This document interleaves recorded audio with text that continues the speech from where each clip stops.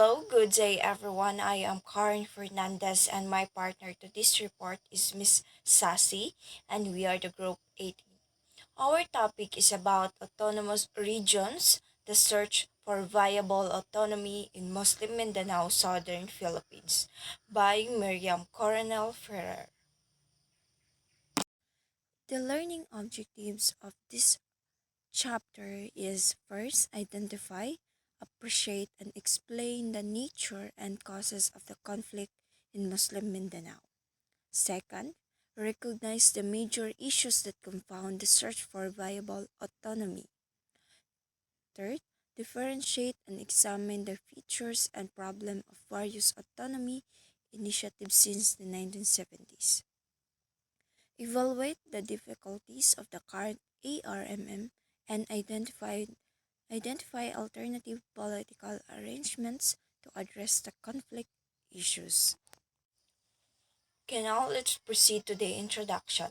Autonomy may be defined as a legal, political, or social arrangement that devolve special powers to mandatory populations within a nation state to government is one other way of defining autonomy.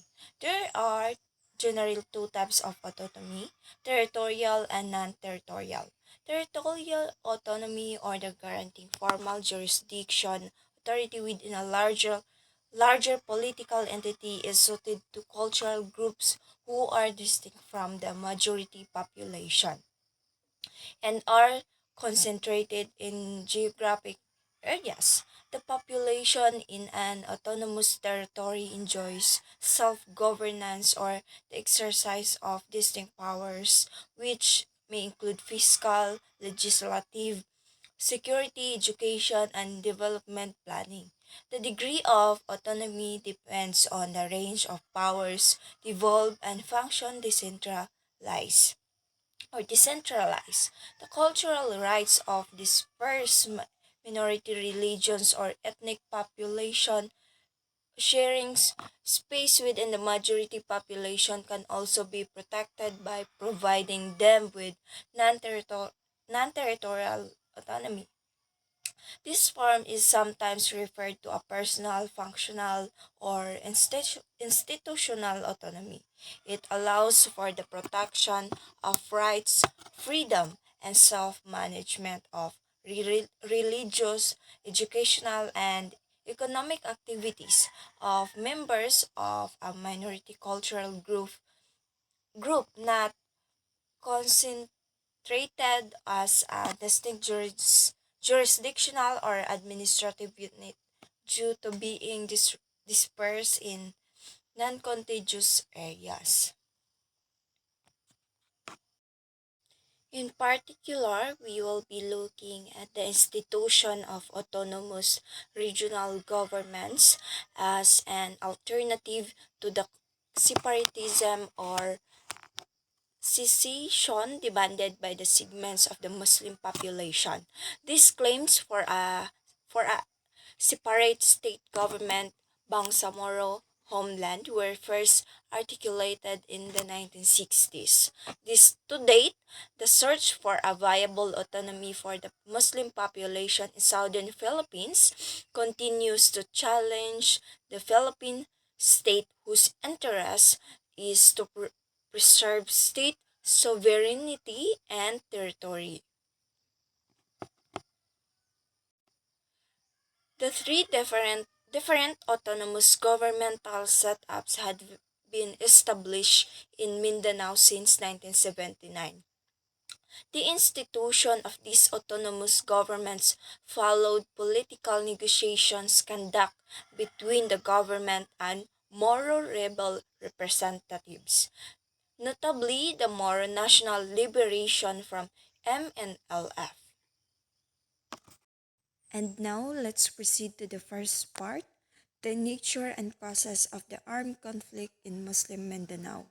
The causes of the armed conflict in Mindanao are multiple and complex. Some scholars, the popular media, and protagonists alike have described the conflict as a religious war.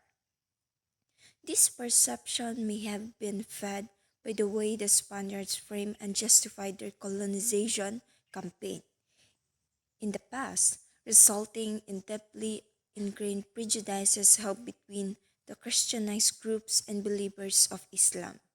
The perception has been bolstered in more contemporary times, with the rise of communal conflicts in part of Mindanao in the early 1970s and the intermittent explosions of violence in different parts of the country where the victims are either Muslims or Christians, and the alleged perpetrators from the other religious groups.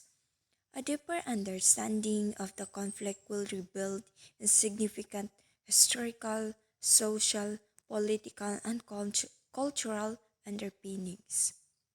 Historically, Muslim scholars and rivals argued Mindanao was and to explain our land forcibly and justly. The December 1998 Treaty of Paris between the United States of America and Spain incorporated sultanates of Sulu and Maguindanao to the Philippine territories ceded to the United States. It had no regard for the existence and sovereignty exercised by their sultanates. Long before the formation of Spanish colonial state, American rule nonetheless killed moral resistance and secured the collaboration of the American rule nonetheless killed moral resistance and secured the collaboration of traditional aristocracies. The U.S. government also did not heed the moral leaders' objection to inclusion in planned independent Philippine Republic. Miniaturization and landliness. The series of resettlement programs initiated by the American colonial government and pursued by succeeding governments led to massive migration of Christianized population from Luzon and Visayas to Mindanao. Mindanao thus developed into settler colony from early to mid 19th homestead arrangement for migrants and infusion of American capital for the plantation economy in the region hastened the loss of control over land and tribute collection in the hands of the original inhabitants. State policies not only result in the minoritization of Muslims in their homeland, the latter also lost control and ownership over land and tribute collection as state laws overrode customary laws. The 1902 Organic Act passed by the U.S. Congress granted the American colonial government authority to formulate laws in administration of public lands. Under the Philippine Bill of 1902, also known as the Copper Act, Spanish cadastral laws were upheld. Individual ownership of land was limited to 16 hectares, later increased to 24 hectares by the Public Land Act of 1919. The corporate ownership to 1,024 hectares, a 1902 law on the homestead and system legalized sale or lease of lands to Filipinos, Americans, and other foreign interests. American parity rights allowed U.S. interests equal rights to the exploitation of the country's natural resources. In the 1950s and 1960s, American companies like Firestone Tire and Rubber Company and Dolly Philippines, Castle and Coke Company acquired vast tracts of lands by virtue of these parity rights. Checks from the Democrats in the U.S. Congress limited land size for acquisition, but this did not prevent large-scale transfer of land ownership from the indigenous inhabitants. Christianized Filipinos like the Alcantaras, Sorianos, Poyats, Cojancos, or I don't know what the right pronunciation is, and Florentos were likewise able to amass clan-based wealth through land acquisition and natural resource exploitation in Mindanao. Deprivation and underdevelopment. Relative deprivation is a typical characteristic of most regions facing ethnic conflicts of separatism. In such a situation, poverty rates are higher, the Human Development Index is lower, and budget allocation is small compared to the rates in other regions, especially the national capital. Typically, the region is also left out or deprioritized in national development programs. Both objective and perceived deprivation are potent generators of resentment against the central states. All these indicators of relative deprivation are present in Mindanao, especially in the Muslim provinces. The ARMM's median income has remained way below to the national and the national capital region median and that other regions in Mindanao as well. Only 6 out of 10 ARMM residents aged to 64 years enjoy functional literacy compared to 9 of 10 of national capital regions. All other development indicators put the ERMM provinces at the bottom of human development among the country's 77 provinces. They are among the highest income poverty and the probability of non-surviving the age 40 at the same time. They are the lowest in life expectancy, percentage of high school graduates, primary and high school enrollment rate, functional literacy, and population not using improved water resources or water sources. Political and cultural marginalization. As the minority in a predominantly Christian state and society, Philippine Muslims remain underrepresented in major political and social institutions in the country as well as in Mindanao. The political subjugation of the Muslim South was affected by the American colonial regime. After governing indirectly through friendly status, the Americans tightened control by creating the Moro province under American military governorship from 1903 to 1913. In 1914, a civilian government was inaugurated. The Moro province was renamed Department of Mindanao and Sulu. Philippinization of administrative posts began with Christian Filipinos appointed governor in 47 provinces.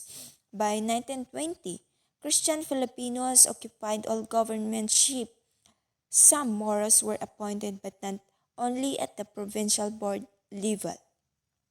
Legislative power over the region was also transferred to the Filipino legislature in 1920.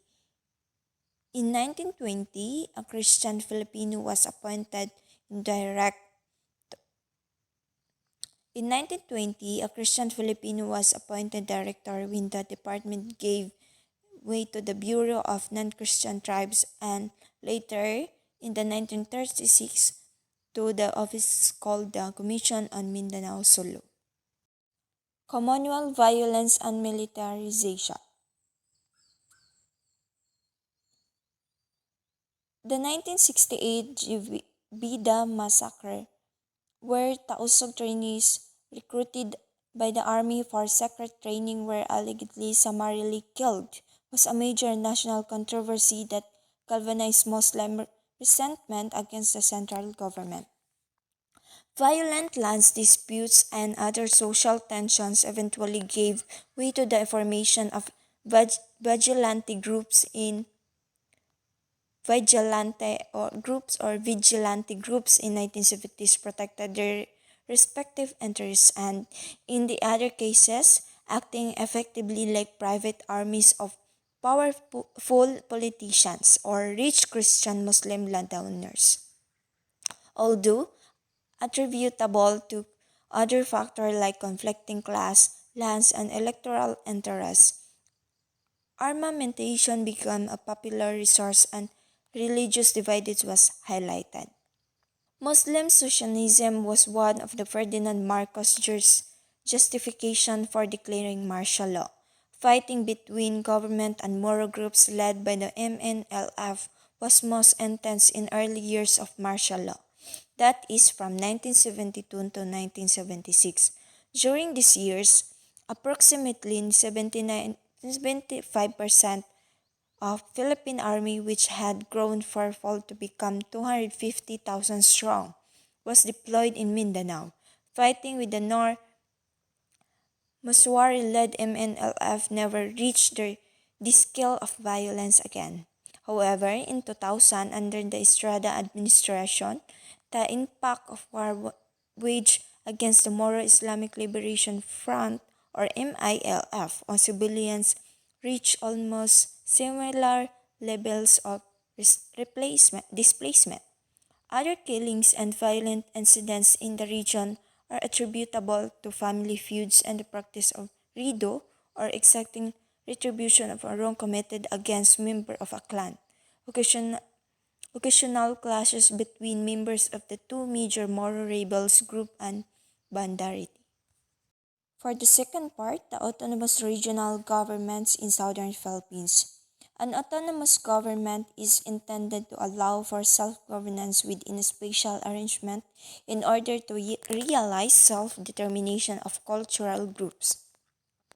The outcome of autonomy negotiations are nonetheless circumscribed by their respective interests and opportunities made available to the parties and constituencies involved. In the Philippine case, two major issues have confounded the search for viable autonomy for Muslim in Mindanao. The most contentious issue is the territory that will constitute the area of autonomous governance.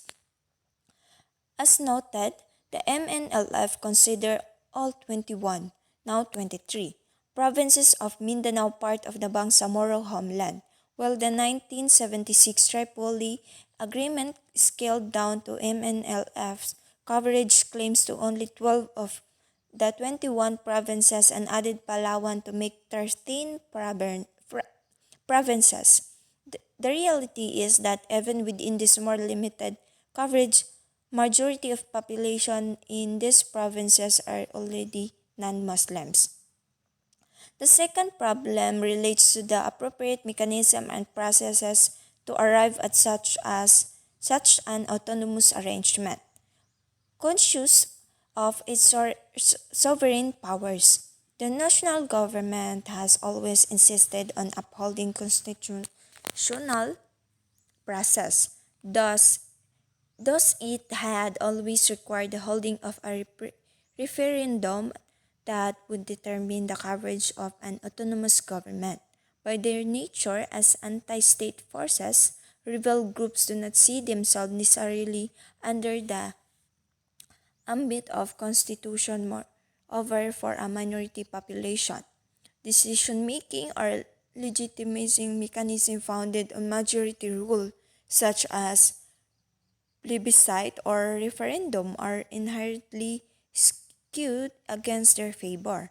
In addition, the NLF could not rely on the support of elite politicians to support its cause because it is a threat to the latter's own power bases sustained and enhanced by working with the incumbent majority power elites.